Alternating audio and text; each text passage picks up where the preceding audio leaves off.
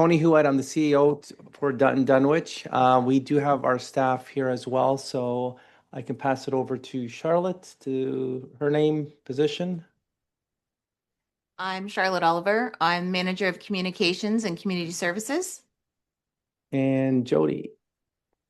Hi, everyone. My name is Jody Scott. I'm the Senior Manager of Infrastructure and Development. All right, and also on the call, we have our planning department from the county. And Matt, do you want to say hello?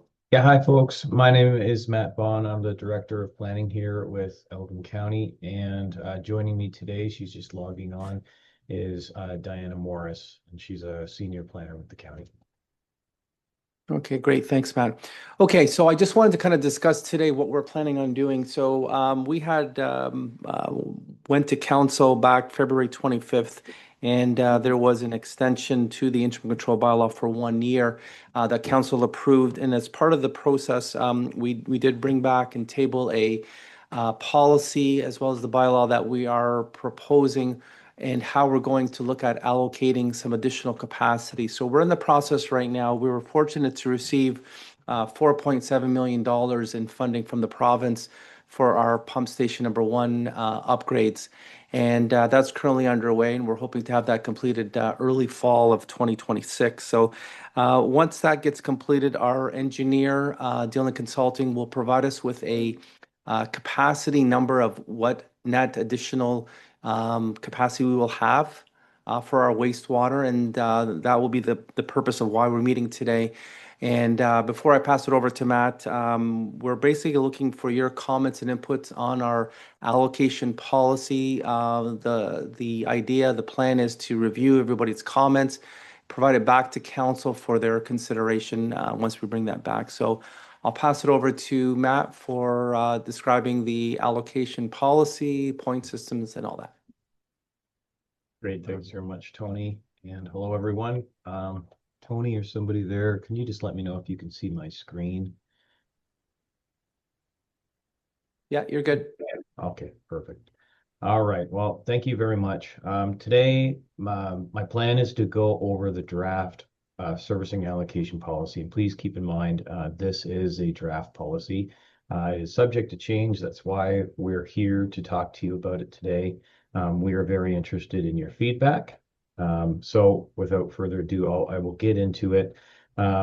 So as Tony alluded to, the trigger that sort of sparked the servicing allocation policy was that Dillon Consulting had done a study and had determined that the municipality was getting near or deficient in sewage capacity.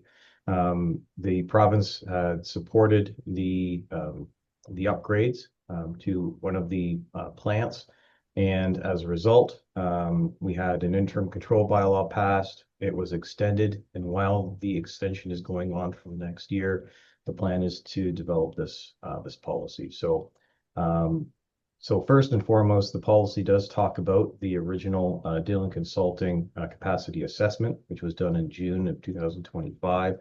So once the report has been approved and the proposed changes implemented and operational, then at that point, the municipality will have a limited uncommitted reserve capacity available for allocation for new development. So as it stands right now, there is not any capacity, but once those upgrades have been done, there will be. That uncommitted reserve will be monitored, and it's going to be part of how this policy gets implemented. The intention here is that council is going to manage the uncommitted reserve in a logical and sustainable manner, and that's why this policy is being approved. So in order to accomplish this objective, the merits of competing development applications for allocation need to be weighed because there is only going to be so much allocation to be dished out to the developments across the municipality. The policy is going to apply to the following types of projects. So anything that requires a building permit under the Building Code Act, Anything that requires subdivision draft plan approval, condominium draft plan approval, site plan approval, consent applications, committee of adjustment permission applications, and the lifting of part law control. At the time of this policy, projects which had already received the following stages in a development approval, and prior to the adoption of this policy and after the recommendations that the Dillon Consulting capacity assessment have been implemented and operational, are deemed, these projects are deemed to have exemption from this policy. So if these projects were already registered, so subdivisions, condos, if we had site plans that were already approved, consent applications that had already received condition approval, committee of adjustment permission applications that had already received conditional approval, and lastly, applications to lift part law control where the associated plan of subdivision had been registered. So if any of those had already occurred prior to this policy coming into place, then those would be exempted from this policy. Other exemptions will include new or expanded accessory buildings where new wastewater allocation is not required, any change of use, addition, renovation, or alteration to a building if there is no net increase in demand wastewater capacity based on its current use. So if you're doing a renovation to a washroom, the washroom already exists and you're just renovating it, that doesn't change the amount of water or wastewater that's being generated, that would be exempt. Where the property is serviced by a private well or septic system and will not be connected to municipal services.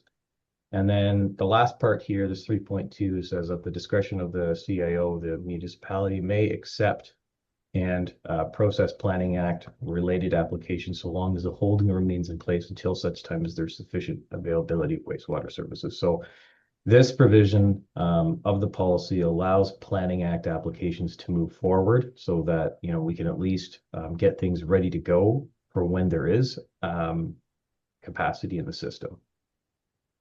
The next part I'll talk about, maybe just before I get into this next section, is there any questions in relation to any of the items I've already discussed in relation to maybe the exemptions?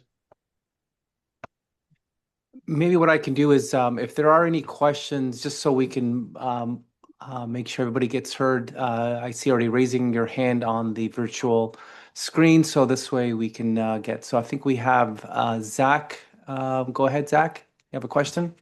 Yes. My name's Zach. I work at CJDL Consulting Engineers. We work with a bunch of developers in the area. My main question, I guess, is in regards to 3.2 there.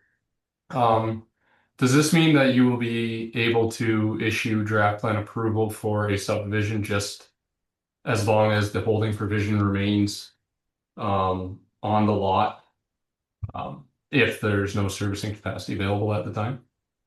That's a good question. I don't have a straight answer for you right now because I guess it will depend on when servicing will be available.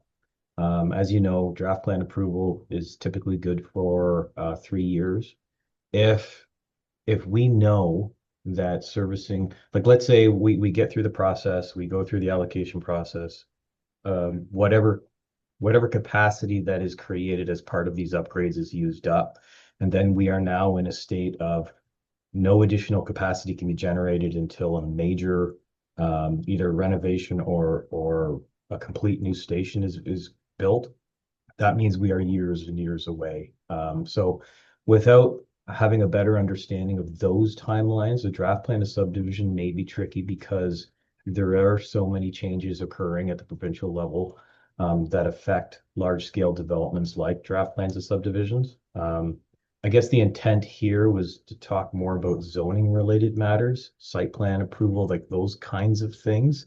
I don't know if we had given this thought about subdivisions, but it's a good question. I think we need to think about it a little bit more, and we can come back to council with a more definitive answer there. Thank you. No problem, Zach. Any other questions? No, Okay. seeing none, Matt, you can go ahead, continue. All right, moving on here. We'll talk about the allocation mechanism. So the provision of service allocation will be considered by the municipality on a biannual basis. So originally, when we wrote this policy, we had contemplated doing this annually. However, I think it was maybe council that had asked us to revisit the frequency of how often we would do this. So we've increased it to 2 times a year, and we've recently received a comment that 2 times a year may not be frequent enough. So as it stands right now, the provision for allocation will be considered biannually. And it's really to make sure that we're allocating things fairly, and if people don't use their allocation, we have enough time to revisit it. We could consider going more. 4.2 talks about how the calculations are going to be done. So annual calculations will be undertaken in accordance with provincial regulations and guidelines, and we'll continue to report the annual sewage flows and uncommitted reserve capacity through the municipality's capacity chart. So this is something that will need to be developed by the municipality and its engineers. And then furthermore, staff will report to council the uncommitted reserve capacity numbers in the month following each biannual period. So right now, we're looking at having that report done twice a year, just based on how often the allocation will be considered. So if the allocation frequency goes up, those reports also will need to go up, and we may need to reconsider how often we're having the engineer do that calculation as well. So anyway, are there any comments about that before I move on to the next section? Right. Matt, Kevin here. Yep.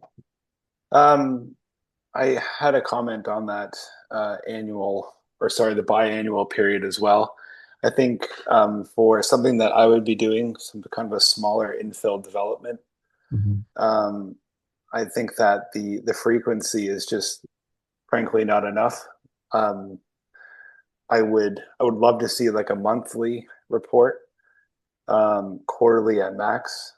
And the reason being, I think is, it's just too long of a period to wait to make sure there's allocation to either purchase and follow through on an infill development or not, or to see if, and I think from a selling point of view as well, from trying to purchase some kind of infill development, I would like to see that at least quarterly, but preferably monthly, at least. And I think that you mentioned as well, Matt, that maybe this is a report that goes to council. Is there a way that staff could take that over, or maybe just to alleviate council from making those decisions?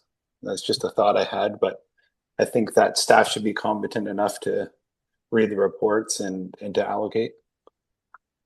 Yeah, good question, Kevin. And we'll get into sort of who at least the policies proposing to do the allocation. The reports that will go to council at this point as part of the policy are more of an information piece to council, so that they know like how it's been allocated. But all good questions, and I think some of your comments will be addressed in a later section of the policy. Okay. Yeah, thanks. Yeah, no problem. Any other questions or comments about section 4? Okay. I would also like to speak to that. I would agree with Kevin that a more frequent review period. I'm a building designer, so I handle a lot of building permits in the area. So to have a client come to me requesting to start a building design, but then having to wait 6 months before 6 or more months to wait before being able to begin a process on a design or understanding what is going to be feasible is a long time. And also it would be a risk on their part to start planning without understanding whether they would be allocated the building permit or not. So it would put my clients at basically a 6-month standstill. And then even further to that, if they didn't want to start planning a building or renovation or anything like that until they know from the municipality that they're going to get their building permit, then that's another 3+ months on top of that before we even start planning. So they're getting to be almost a year before they even can start to obtain a building permit from the time that they would like to obtain a building permit. So just understanding or having that frequency be having a more frequent review period throughout the year would just help a backlog of permits and designs and stuff like that, and allow people to move forward with their projects much sooner from the planning as far as like building design and stuff like that perspective goes. Great. Thanks, Nicole, for your comment. Okay, any other questions or comments, folks, about section 4? All right, I'll move on here. Okay, next up, we're going to talk about the allocation procedure itself. So the following procedure outlines the process by which an allocation will be considered for any development in any given year. So here's how the policy is currently breaking down how allocation will be divvied up amongst different types of development. Okay, so the allocation of wastewater services will be awarded, again, biannually, up for debate, or as available, using the following development by type class percentage. So Kevin and Nicole, it sounds like a lot of what you two deal with is maybe more of the existing infill, maybe downtown development.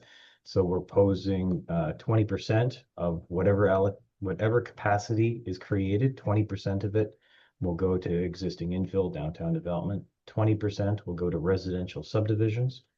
10% is allocated to institutional development, so things like schools or clinics and that sort of thing. Commercial development, 30%, industrial development, 10%, and then a municipal strategic reserve of 10%. And so that's basically if there's any like sort of major projects that come up that the municipality sort of wants to keep that allocation for.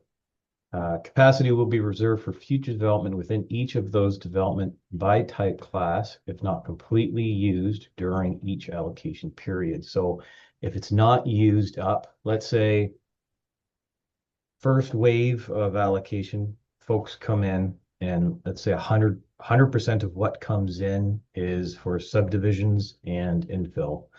And let's say 100 units comes in for that. Only based on these calculations, only 40 units or 40% with these two combined could be used. And then we reserve for when things come in for these development types. That's how it's set up right now. Application shall be submitted on the last day of each biannual calendar year. So I'm just going to highlight that side of that. So either June 30th, December 31st to be considered for conditional capacity allocation for that year. Requests for service and capacity allocation will be considered by the municipality's development review team at the end of each biannual calendar year. So Kevin, you asked earlier, who would be responsible for determining, if the proposal meets these criteria. It would be a municipality's development review team, and who makes up that team still needs to be determined. It would likely be maybe an engineer, maybe someone from the planning team, probably more technical staff. And the idea is to do our best to keep politics out of it. Technical staff will just review the policy itself, use the policy to determine how allocation is divvied up. But anyway, that's how it's set out right now. And the last part here, a proponent shall file a request using the conditional capacity allocation request form. And don't worry, we haven't made that up yet.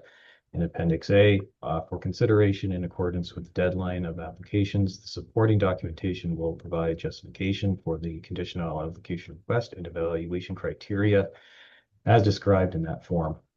So there's a little bit of work for us to still do once once this policy is actually created, we've got to, set up the review team, set up this allocation request form.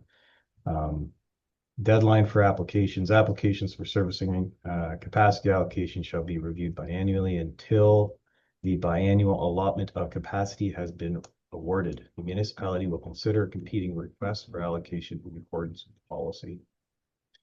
The municipality's development review team will consider all requests received at the same time on their respective merits, considering the biannual servicing allocation allotment and criteria outlined in this policy.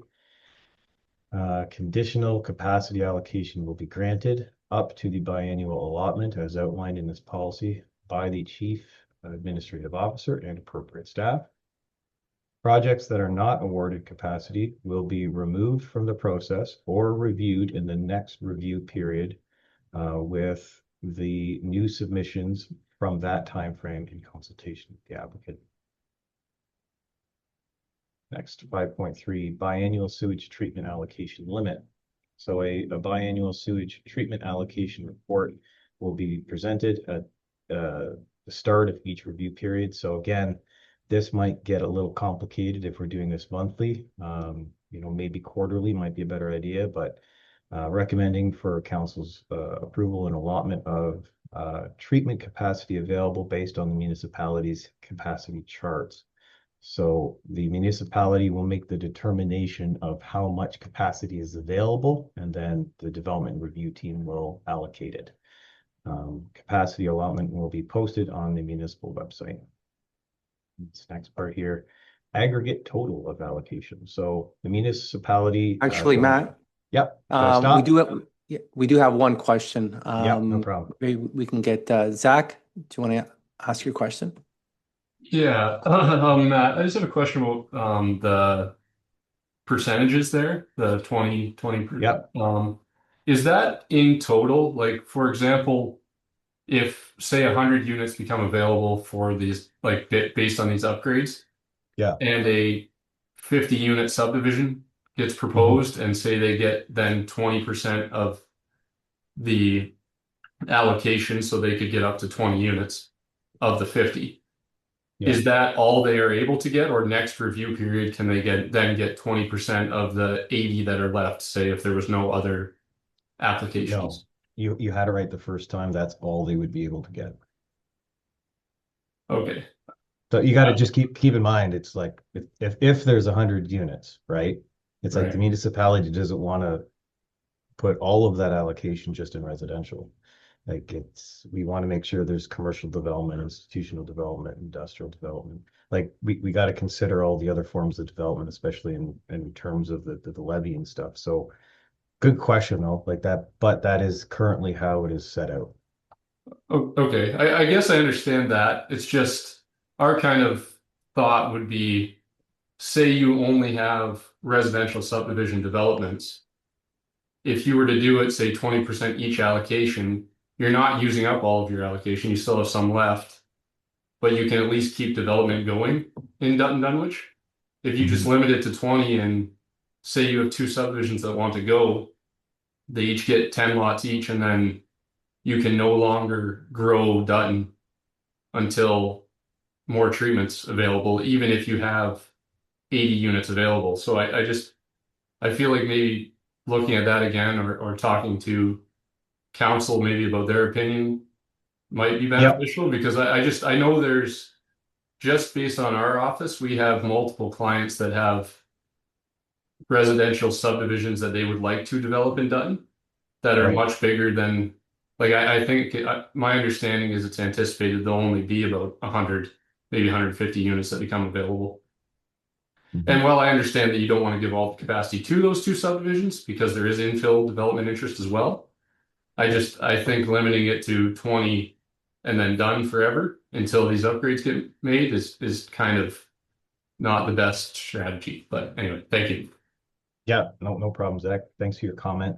We I don't know if there's anyone here representing some of the more industrial commercial folks, but we have heard from some of those developers as well. And there are people sort of waiting in the wings to develop commercial developments some industrial developments. Even the school board has reached out to make sure that some allocation is set aside for residential school expansions, or sorry, just school expansions. So we know of some other players that would like some of this as well, but ultimately it's going to be up to council and how they want to allocate what's there for capacity. But no. Matt, I have another question. It's Vimal. Do you want to Yeah. go ahead? Hi there. Hi, Matt. I just had a quick question. So right now, we have a commercial property that has been sitting for the last 2 years, that we're just looking to get reviewed and get the permit for it. But we've been told that there is no allocation at this time, and to we sort of keep getting delayed. We don't know. I keep getting sort of a runaround. I'm not sure how much allocation is going to exist now. They need to do studies, they need to do reports. At this time, how much allocation exists? From what I was told, they're saying there's no more allocation that is left. If you can give some clarity on that. Sure, Vimal. So right now, as it stands today, there is no servicing allocation available for any development at this time. But Okay. there are construction projects going on within one of the wastewater treatment facilities that will fix the existing issue and create some capacity. Oh, okay. And at what point will we know if when new allocation is created? So it is estimated that somewhere between 100 to 150 equivalent residential units will be created as part of that upgrade. In terms of timing, I would defer that question maybe to Tony. Thank you, Matt. So right now the project is underway. We have our general contractor doing the upgrades to our pumping station number one. So we're looking at the fall, early to mid-fall of 2026, that they will be completed. Then the engineers would do their commissioning as well as ensuring that whatever those the additional allocation will be identified. Then we would be reporting back to council, updating council and the public that this is our new amount, and then the process would start from that point. Okay. So when you have this extra 100 to 120 units by fall, and I think you had 30% allocation for commercial properties, when you receive all these, I forgot what the name of the application was for, in order to, I guess, vie for that. What is the criteria that's used? Like if there's 100 commercial units that apply for the allocation and you're only allowing 30, how do you identify which ones receive allocation and which ones get passed over? Glad you asked that. That is part of this policy. So it's going to show up a little later in the conversation. Oh, a little bit later. Okay. Yeah. And in terms of the application process for this, what are the sort of fees associated with the application? I don't think we've determined that yet. And I would suggest it's pretty minimal, whatever it is. I think we want to keep things, to fair to the applicants. This isn't something anyone has really planned for, right? So. Okay.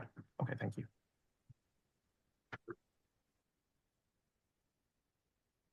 Okay. Any other questions about any of the matters I've talked to so far?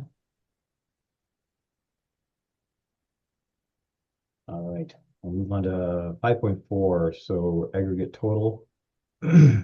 So the municipality will ensure that at no time will the aggregate total of the allocated sewage treatment capacity exceed 80% of the treatment capacity of the wastewater treatment plant. So one of the engineer reports that was recently done, actually within, I think of last year at this point, had suggested that we were at 100 to 300% capacity. So we are over capacity. So like I said, the upgrades to the treatment facility will correct that problem and then bring it lower than 80%. And so we just have to make sure we just don't exceed that 80% again. That's sort of a threshold that's set, I think, by the Ministry of Environment. Following conditional approval of a request for allocation, the proponents shall enter into a servicing capacity allocation agreement, acknowledging that the allocation will expire if the subdivision condominium plan has not been draft approved, the site plan control agreement has not been executed, or the severance has not been filled within 1 year of the execution of the conditional allocation agreement. The municipality may grant an extension of 1 year to a servicing capacity allocation agreement at its sole discretion. The proponent may be required to file a subsequent request for reconsideration. So if you do receive the allocation, the idea is that you are capable of getting it done within a year. Any questions about that? Maybe we're going to move on. I do have a question. So the way that that's worded, what about any projects that wouldn't require anything like a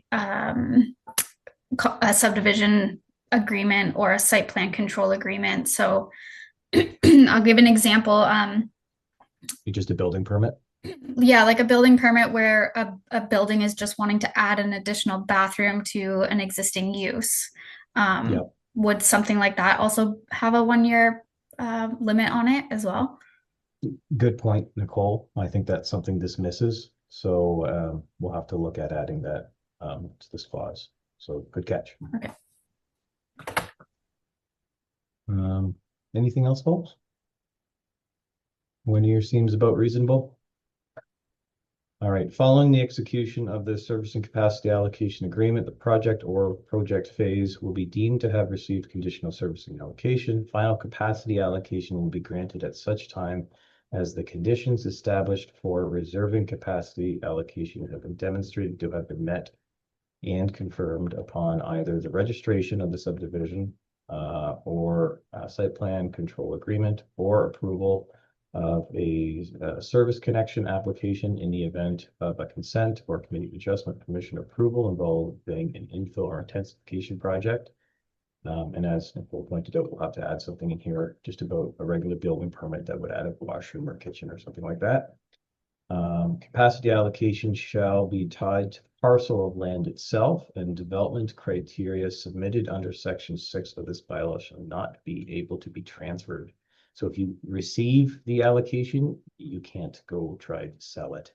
And then in the event of lapse of draft approval of a subdivision, capacity allocation shall no longer be committed to the development, and then it would just be added back to the pool for later distribution. All right, any questions about that before I get into competing applications and the merit point system? All right, I'll move on then. Okay, so where 2 or more competing projects are proposed within a development by type class, so let's say there's 2 draft plans of subdivisions, or Vimal, and in your case, if there's 2 commercial projects, applications for conditional servicing capacity shall be reviewed and assessed through a merit point system. The projects awarded with the greater number of merit points will receive conditional servicing capacity allocation. Merit points will be awarded relative to the following criteria. So keep in mind, folks, these are just draft. Servicing available. So no new infrastructure shall mean the ability for the project to be serviced immediately with minimal or no off-site municipal infrastructure required to support the development. So you get 2 points if no new off-site municipal infrastructure is required. 1 point, only wastewater off-site infrastructure required. 0 points if new wastewater off-site municipal infrastructure required. So the idea here is if you're a developer and you've already paid to put pipe in the ground, like you should get something for that. So you would be awarded more points if you haven't already put the infrastructure in the ground. B, for industrial, commercial, institutional projects. New employment shall mean priority will be given to ICI projects which provide or retain significant new employment opportunities over those ICI projects which provide fewer direct jobs. So 3 points if your ICI project will provide more than 20 employment opportunities. 2 points if it's 5 to 20. And 1 point if it provides less than 5 employment opportunities. C, affordable housing.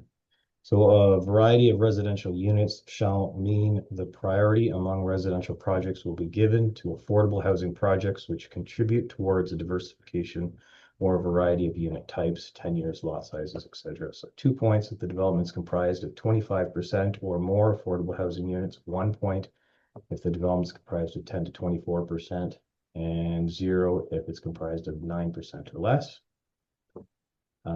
Intensification or infill shall mean priority will be given for ICI or residential intensification and infilling projects within the central business district as identified as defined by the municipality's official plan. So you'll get 2 points if the development demonstrates intensification or infill, and 0 if it does not. So as an example, if you're proposing residential development within the central business district, you would get 2 points. If you're proposing residential development in what would be the greenfield or with outside of the CBD, then you don't get any points.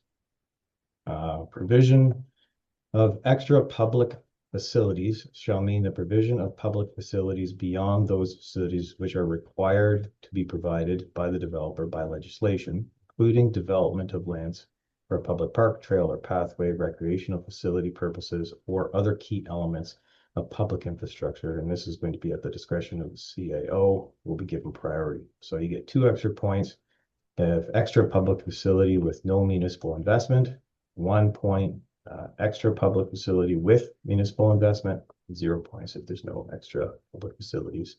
So let's say, you've got it's a draft plan of subdivision. You've got to, as part of the Planning Act, parkland dedication or cash in lieu or something like that. The idea would be like you're going to you'll do the parkland dedication, and then in addition to that, you're also going to do something else, like actually build the park out or something like that. That would give you some extra points.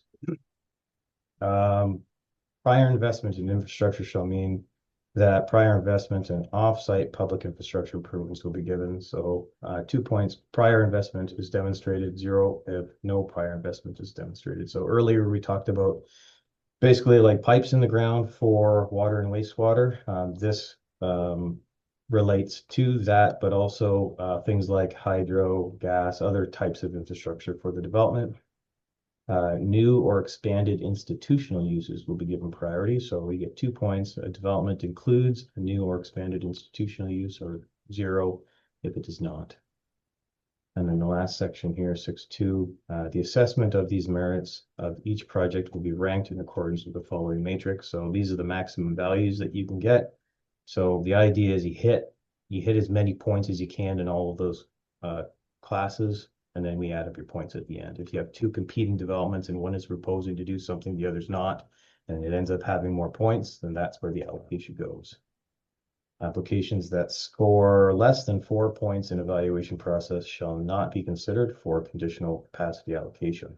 So if you don't even hit 4 points, you're not even considered. And then should the municipality be out of servicing capacity at any time, the servicing allocation process shall be suspended until such time as servicing capacity is available. I'll just speak to 6.3 and this entire scoring point system because, like Nicole said earlier, what about things like washrooms and kitchens and that sort of thing? They're not really considered as part of this point system, so we'll have to figure out how we're going to deal with those separately. So anyway, that's something for us to think about. And the last point here, this is an important one, folks. We're probably looking at 100 to 150 units or equivalent. Once we're out, the whole policy, the whole process just gets suspended until we can create some service capacity. So whether we move to biannual or every quarter or every month, the timing of it really becomes irrelevant once we have no capacity left. Okay, Matt, I got 2 questions. I got Zach, then Nicole. Okay. Thanks. Matt, I guess my question is also in regards to 6.3 there. Based on the point system above, it kind of appears that any new greenfield residential development would score basically 0 every time, which makes it if there's only one application, does this scoring even apply, or would they get the full 20%?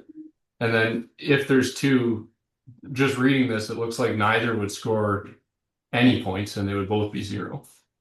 So I guess how is that going to be dealt with is my question. Yeah, I would say greenfield development. Like I think what this is trying to do is it's trying to incentivize new development to include things like affordable housing, to include things like maybe mixed developments that would have some commercial component to them. Maybe have provision for extra public facilities. Like I think if the municipality knows they only have so much allocation to go around, it's like it's time to get competitive in how you develop these subdivisions. That's how it's worded right now. But you know, if you've got concerns with sort of how that's laid out, now's a great time to voice them. Yeah, I mean, I guess we can let the other people talk here too for a second, but our biggest concern is that the 4 points is very high because if you only get one residential application or two, like theoretically you would just split the servicing between the two, but based on this, like I don't see a way that a new development could score high enough to ever get capacity because they're not developers are not going to put pipes in the ground if they're not guaranteed that they can have capacity. But anyway, thank you. Yeah. So you don't think a developer would include some affordable housing units in order to get capacity? Possibly, but again, that's just one aspect. Maybe adding a park and affordable housing could happen, but it's just, it seems very hard when that's more of an infill type use, like these new greenfield subdivisions, to have like one affordable house and then the rest as when they're only going to be 10 lots because they're 20 lots because of how limited this capacity is Yeah. very hard to get a developer to commit to. But Okay. No, good comment. If this was brought down to 2 points, do you think it would become more attainable? I think it'd be more attainable, but I almost like there is a point in there that says if 2 or more applications, then you go to the scoring. So Mhm. does that mean if there is only one application that you don't look at the scoring and they would just get it? That's good. That's a good comment. Yeah, good question. Because that I guess if that's the case, then I'd be okay with 2. Or Right. well, I can't speak for the developers, but I believe 2 is more realistic. Okay. Yeah, no, good comment. So I think we'll have to clarify where there's only one, what happens. Right. Because again, it's biannual. So if one developer gets an application in for 20 today, do they get the 20? And then if you had it for like 6 months from now, you just don't get any because there's none left. I just Right. more clarification on that would be great. Yeah. Thank you. Okay, sounds good. Okay, I think I got Nicole next. Yes, I have a couple of questions. So first one, Matt, you already mentioned this, but I just want to reiterate the importance of putting something in there as far as renovating existing buildings, especially with all the incentives from the Elgin County with revitalizing existing downtown cores. A lot of our buildings don't have adequate plumbing facilities, or if there's a change of use of a building from let's say a store to a restaurant, then building permit for additional plumbing will be required in those, which as of right now, they would score 0. So I think that's important to put in there. Next question, will any lapsed applications, so if anyone didn't build within that year, will those applications then be allocated to the following year as additional capacity, or is it kind of like if you don't use it, you lose it kind of thing for the following year? Yeah, I think it's if you don't use it, you'll lose it and you have to reapply. Right, but for like the total allocation, like would the municipality then be able to have that as like one additional permit that could be issued for the next year to somebody else? Or I don't know if I'm explaining that right. Yeah, I'm trying to understand. So at the end, let's say there's 100 of capacity to allocate. If they got 20 and they don't use any of the 20 goes back in the pool. The next time it becomes available to apply to the 20, it's like the original applicant can apply to the 20 and someone else can apply to the 20 as well. Okay. and then they go back into the merit point system. Okay. And then would there be any repercussions to anyone who did allow their application to lapse? Like, would they be less likely to be selected for the following selection period, or would that not have any weight on it at all? So right now there's no consideration of that, but what are your thoughts? I don't know. I would have to give it. I think that there should be some responsibility held. Like you can't, I don't think it would be fair for somebody to obtain a permit year after year and never do anything with it. Meanwhile, somebody else would be ready to pull the trigger on their development. So um, I think holding some responsibility for that would be good. Yeah. Um, Okay. Yeah, that's something we can look at putting into this policy then. Thank you. Welcome. Um, Not sure who's next. We have Amal. Yes. Um, just another point for consideration, but I know that there were certain projects that had been approved that were exempted from the bylaw because they were approved prior to the study kind of starting and the 2-year kind of 2-year sort of hold being put into place.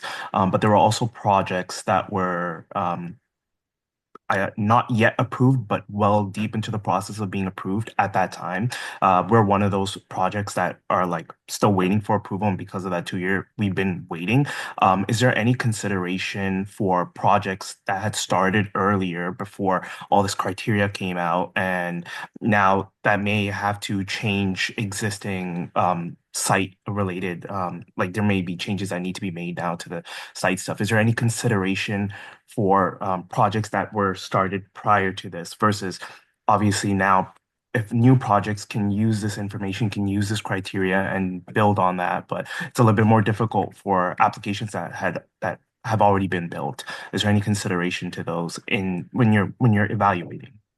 Yeah, good question, Vimal. So currently the policy doesn't have that in it, and I'm going to guess that you think it should. I would say it should because projects coming afterwards have the advantage of building a site plan that fits a lot better. And so those projects may be receiving more points, more value compared to a project that already a lot of investment, a lot of money has been poured in.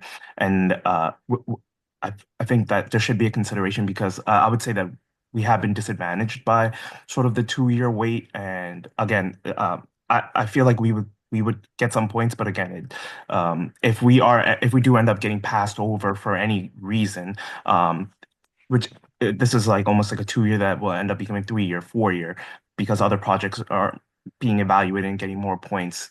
And obviously they have the hindsight that we didn't have. So I think there should be some sort of consideration for that, at least for the projects that started prior to this, prior to everything kind of like happening.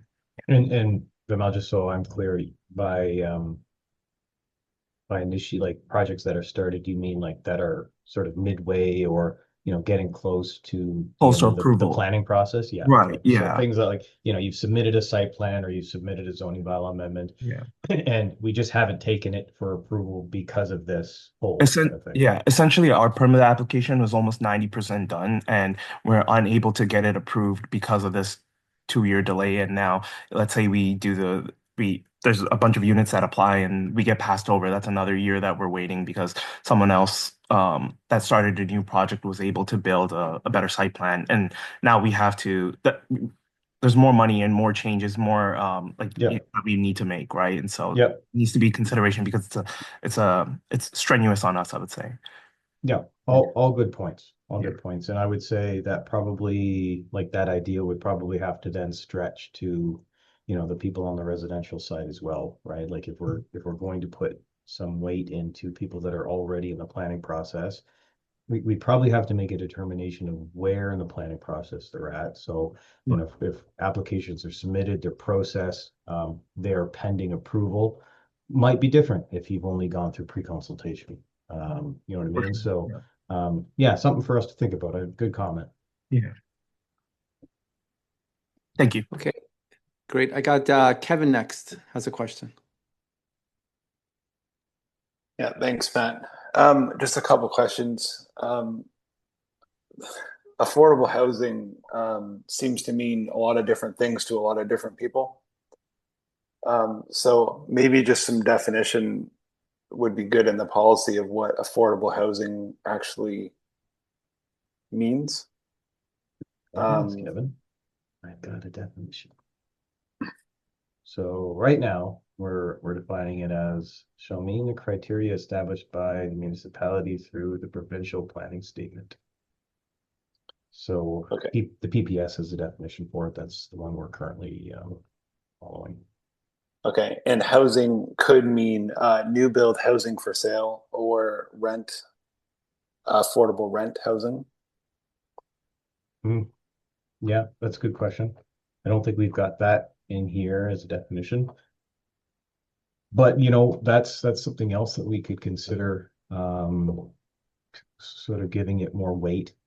There's not a very big rental market out there. And I know there's a lot of folks looking for rentals just because they can't afford to buy something. So in terms of housing, maybe having a little bit more weight in the rental side of things could be helpful. Okay, no, that's good. Thanks for pointing that out there. I think the last thing, maybe not the last thing, and I think them all, remembering properly, kind of mentioned it as well. But there seems to be, there is several projects that were underway, obviously, before the bylaw, the interim bylaw came in. Does the, I guess it does the township have a list of those that I guess can be confirmed, I guess just for the projects that maybe we are working on that would be exempt from this? Maybe I would like to see that confirmation in writing or email, I guess, before we pull the trigger of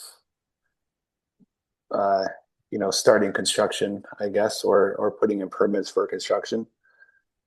And then secondly, I know that we're still working away at this, and there's forms to build. And I think Tony mentioned that the fall is the target, early fall to finish construction for the upgrade. And then there's some engineering reports and I guess some decisions by council to start. When is the target date to start actually receiving these applications so that we can hit the ground running as soon as possible? I'll flip that over to Tony for timing.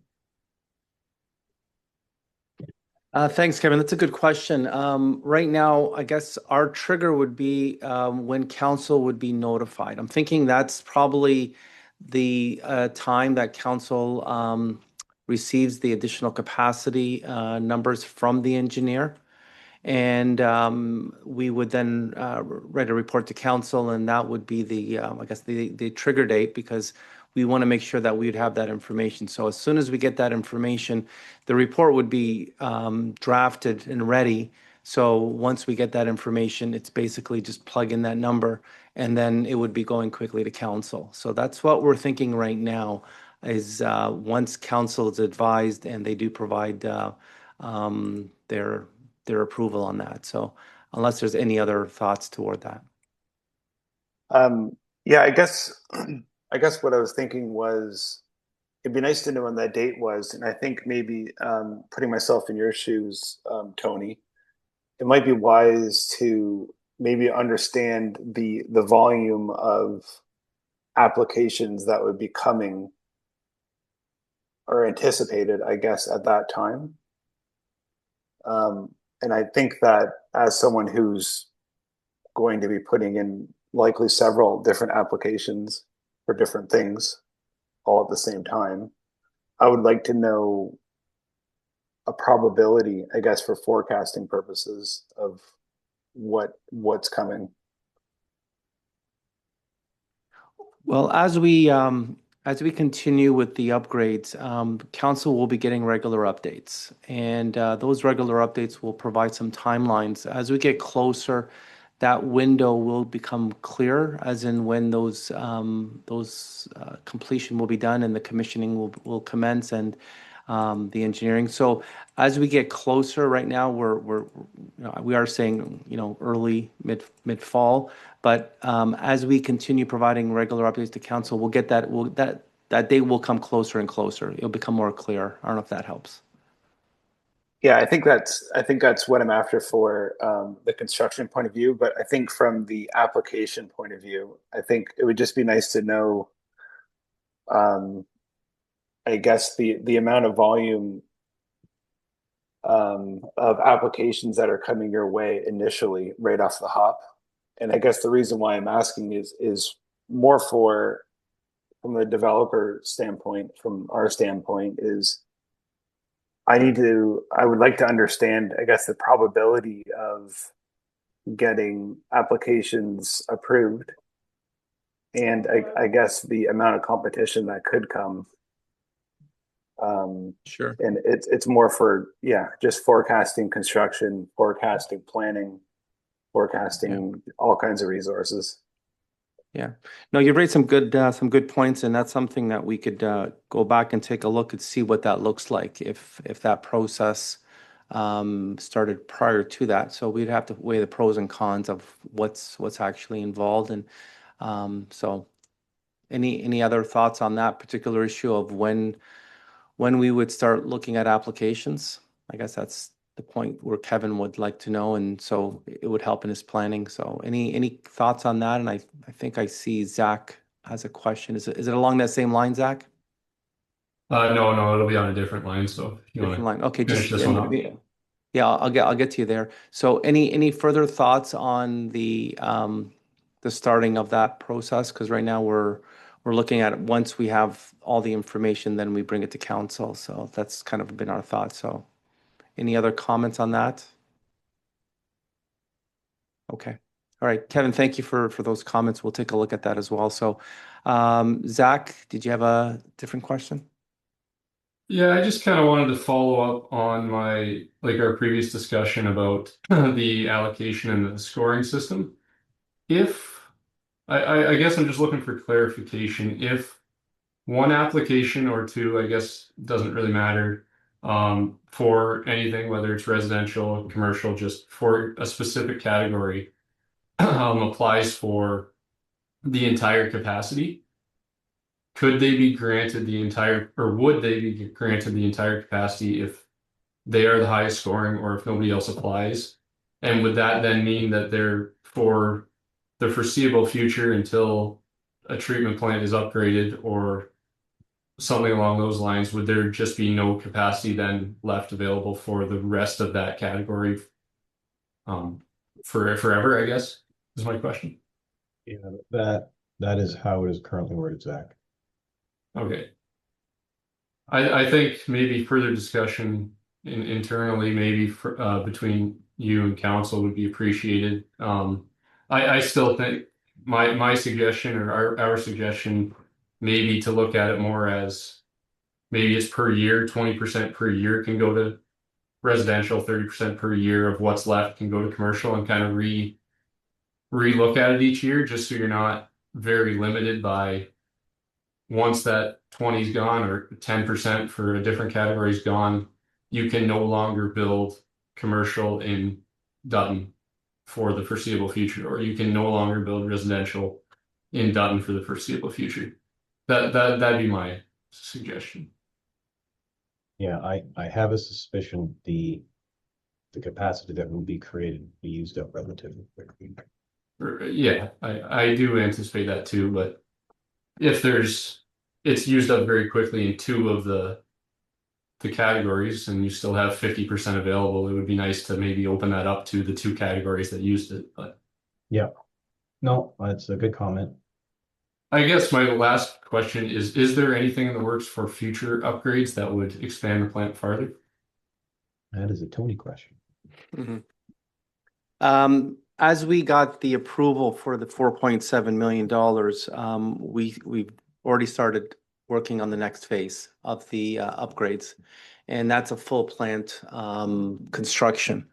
So we've started looking internally. We are having some discussions. How do we ensure our application is grant friendly? Which means there's some commitment on the municipality's part to start some of the design work. We were fortunate in this particular upgrade that we did start the design work, and we were fortunate that we were able to go back as per the grant rules to recover those costs. So, but it also helps the application as well, that we're committing to some of the design work.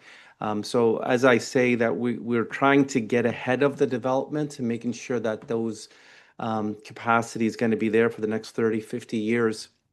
So in summary, we are starting on that.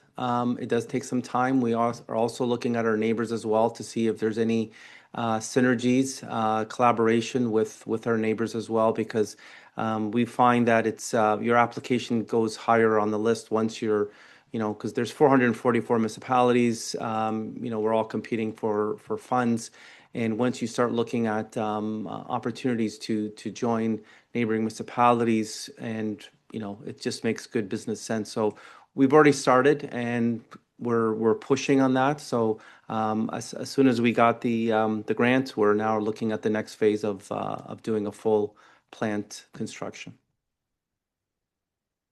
All right, thank you. And I'm assuming the capacity available would be updated in this report, and there'd be a new pool of capacity whenever that does happen down the road.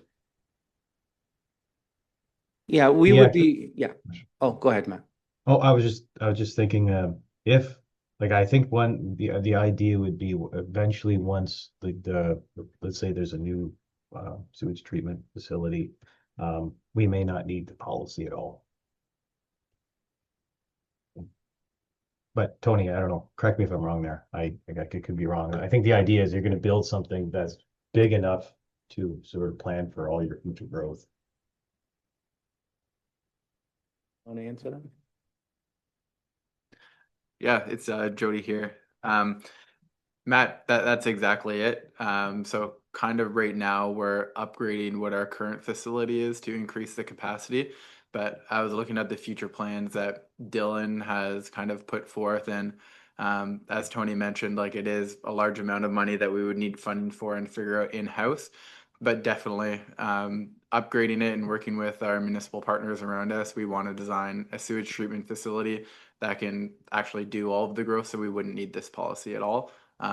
Obviously, that's not going to be in the short term. This is going to be in the long term, and that would take a lot longer to build than sort of what we're doing now with the pump station one and just doing this smaller amount of allocation.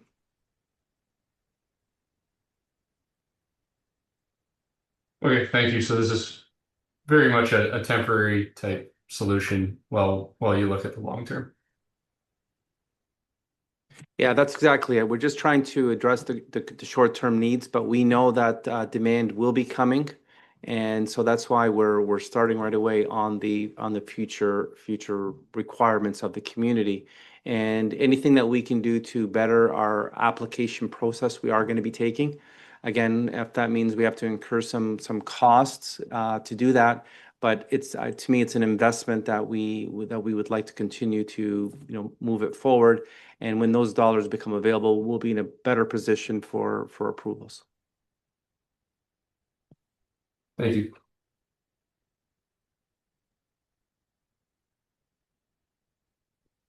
Okay. Don't see any questions. Matt, do you have anything that you want to continue on, or?